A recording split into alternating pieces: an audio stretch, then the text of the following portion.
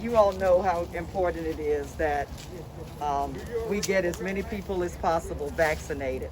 The best weapon to beat the coronavirus, especially this new Delta variant, is to get as many people as we possibly can vaccinated. And we have to go to all corners of the district in order to do that. So I'm so glad to be here in the district. I'm so glad to be here with Pastor Brock, who has opened up his heart and his church and facility to us. And I know that there's already been some people who have been here, and we're just thankful to be a part of it. Absolutely. Thank you for the work that you're doing in this community as well. Thank you. God bless. Thank you. Any questions from anybody? Let me just capture this moment. I just asked you if you had any questions, and it was complete silence. It is a good day, Pastor. You must have- I don't think, since I've been the chief of police on, that I've ever had that before. But You mentioned the vaccinations, the importance of events like this. Talk a little bit more. I know this community has been hit really hard with COVID and people dying of COVID. You know, the important thing is, I mean, it's been a tough year and a half. It's been a really tough year and a half. And you know, we've lost too many people in our community, in our state, and in the nation.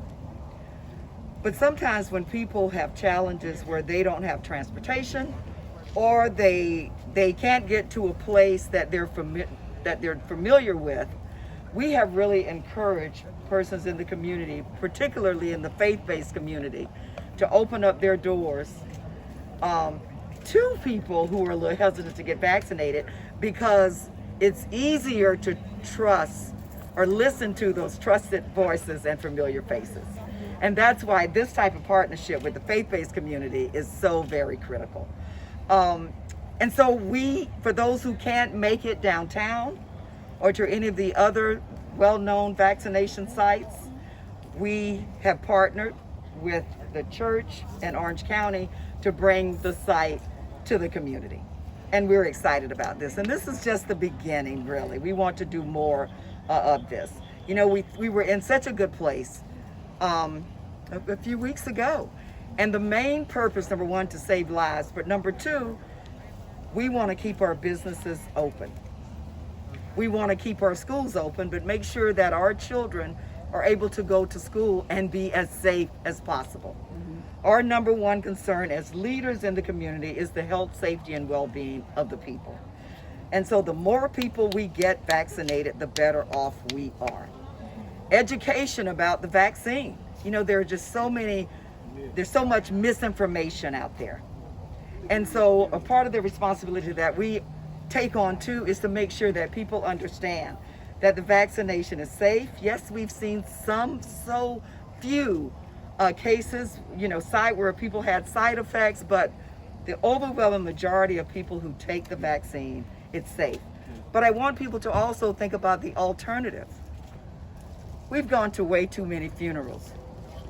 I have personally gone to funerals. The loss of life has been devastating for my family, for me, people that we know personally. Absolutely. You know, it started out, we heard from people who lost loved ones, but we have personally lost loved ones.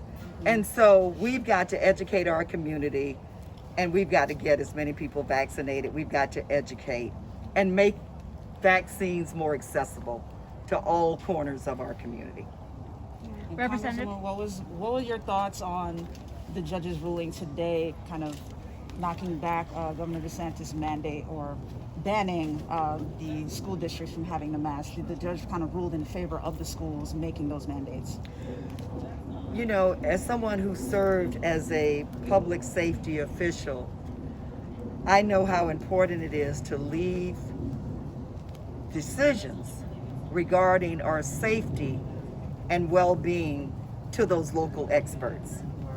And I think the Orange County mayor who said this one day, he said, look, when people pick up the phone and call 911, the governor's not coming. Those local first responders are going to be the ones who respond. Absolutely. when you call 911, you want the police or you want fire and rescue. And so every day Jerry and I have 4 grandchildren who go to Orange County Public Schools. And every day when they don that campus, we leave their health, safety, and well-being into the hands of the school administrators, the school nurses, and the teachers to take care of our grandbabies. And so for the schools who stood up and basically did what they do every day, they're taking care of our kids. And if we would just leave the health, safety, and well-being into the hands of the school administrators, what about our small businesses? You know, when we have a blanket order, what we're basically saying is that if you have a small business, and we have many of them, they're the backbone of our communities, then someone else is going to make that decision for you about keeping your business open and keeping your patrons safe.